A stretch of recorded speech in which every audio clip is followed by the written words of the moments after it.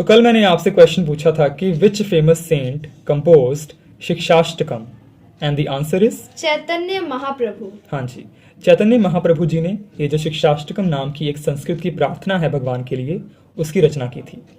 अब आइए जानते हैं इसके बारे में, शिक्षाष्टकम के बारे में, साथ ही साथ चैतन्य महाप्रभु जी के बारे में थोड़ी इन्फॉर्मेशन। तो अगर हम बात करें शिक्षाष्टकम की, तो ये एक संस्कृत वर्ड है और ये दो वर्ड्स को मिलाकर बना है, शिक्षा प्लस अष्टका। शिक्षा का मतलब होता है इंस्ट्रक्शन, मतलब निर्देश, और अष्टका का मतलब होता है कंसिस्टिंग ऑफ 8 पार्ट्स, जो कि 8 भागों को मिलाकर बना हो। और इसमें क्या है कि 8 वर्सेस हैं जो कि संस्कृत में लिखी गई हैं भगवान के लिए। अब आइए बात करते हैं चैतन्य महाप्रभु जी के बारे में। चैतन्य महाप्रभु जी का जो असली नाम था वो था विश्वंबर मिश्रा, और इनका जन्म 15th सेंचुरी में एक हिंदू परिवार में बंगाल में हुआ था।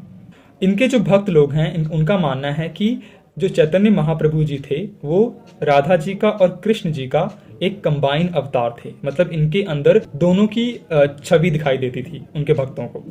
जो चैतन्य महाप्रभु जी का भक्ति का तरीका था वो था कि भजन कीर्तन करना और नाचते गाते हुए भगवान की भक्ति करना। तो इनके जो डिवोटीज हैं या इनके जो फॉलोअर्स हैं उनका भी सेम तरीका है, वो भी नाच गाकर भजन कीर्तन कर कर भगवान को रिझाने का प्रयास करते हैं।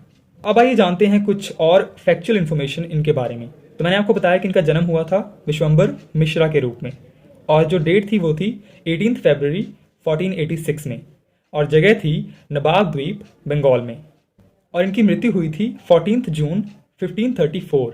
48 साल की उम्र में इन्होंने अपना शरीर त्याग दिया था, और वो जगह थी पुरी, आज के ओडिशा में, और उस टाइम पे ये गजापति किंगडम हुआ करता था। रिलीजन हिंदुइज्म, और इनके जो स्पाउस थे, इनकी जो पत्नी थी वो थी लक्ष्मी प्रिया, और इनकी सेकंड पत्नी मानी जाती हैं विष्णु प्रिया।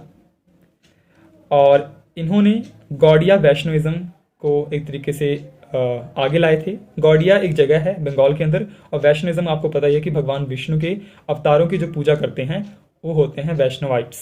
तो ये भगवान विष्णु के अवतार श्री कृष्ण जी की पूजा करते थे, तो इसीलिए ये गौड़िया वैष्णविज्म के एक्सपाउंडर माने जाते हैं।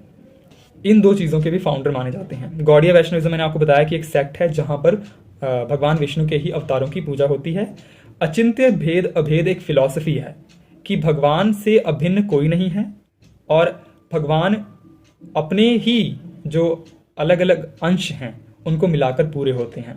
और इनकी जो फिलॉसफी थी वो थी भक्ति योग। भक्ति योग मतलब भक्ति के थ्रू आप भगवान को पाने का प्रयास करते हैं, और दूसरी थी अचिंत्य भेद अभेद।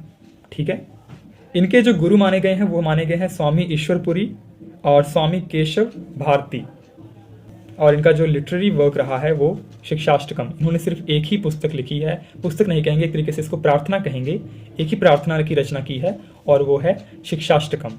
ठीक है, इस संस्कृत की प्रेयर है और इसमें 8 वर्सेस हैं।